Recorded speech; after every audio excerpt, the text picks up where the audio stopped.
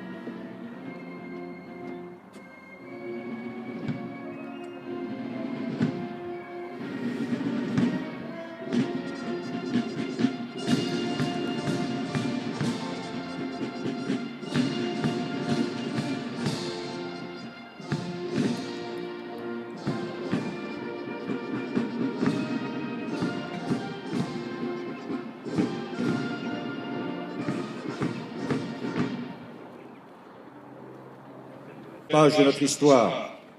Gloire à ces étrangers qui, par leur engagement à la Légion étrangère, ont contribué à écrire des pages d'histoire de la France.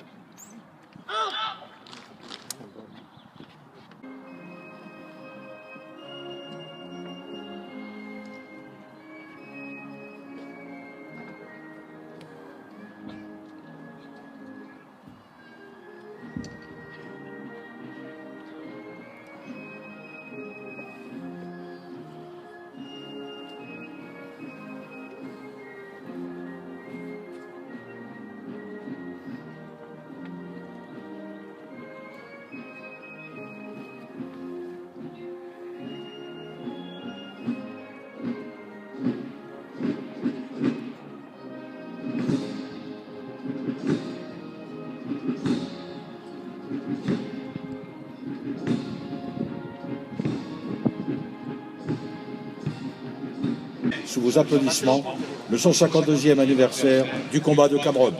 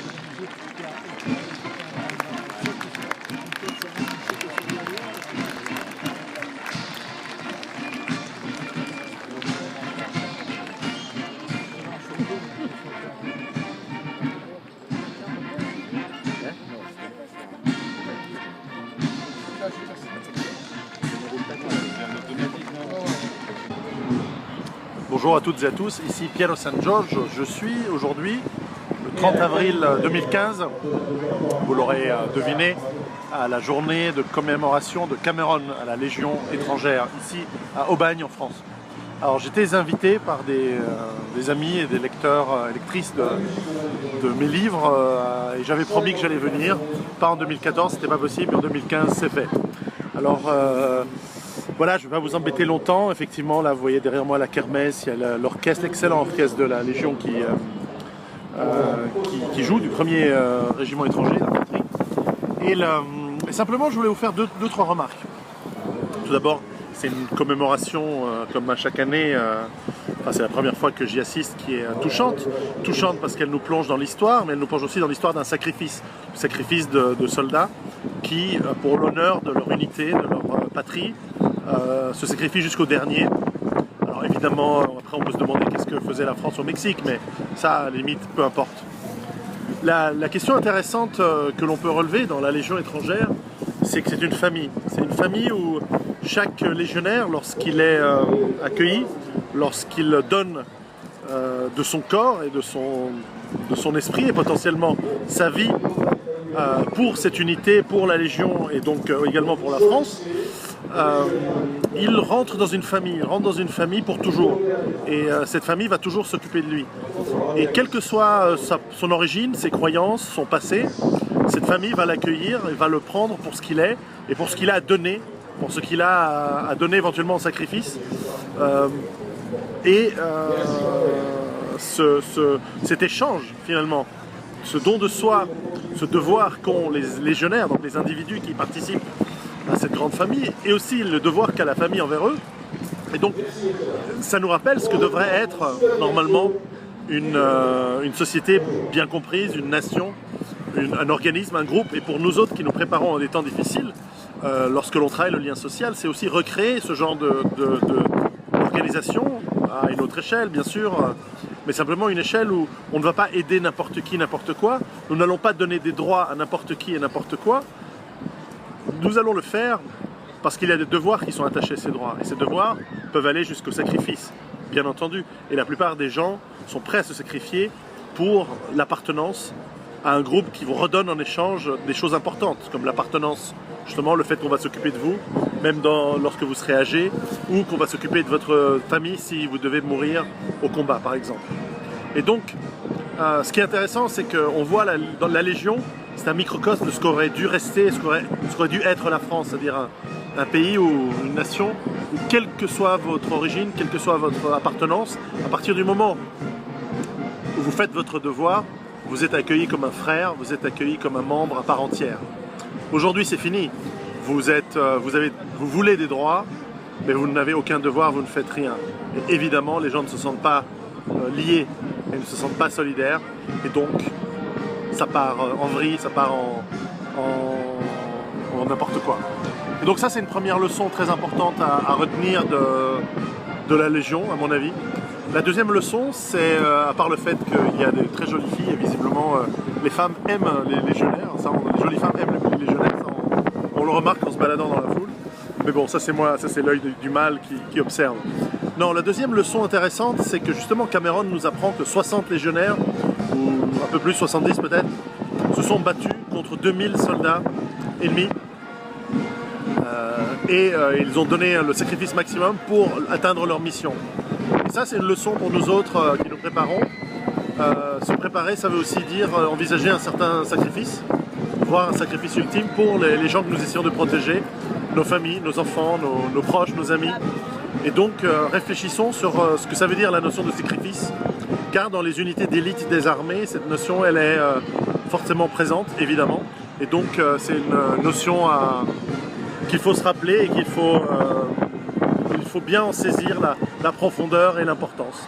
Voilà, donc c'était un très court message d'Aubagne en France. Et avant de vous laisser, encore mes salutations à tous les légionnaires. Je sais que vous êtes nombreux à lire mes livres. Vous me faites beaucoup d'honneur. Et donc, vous et les autres membres des forces armées qui me suivent ou qui lisent mes livres, vous avez mon respect.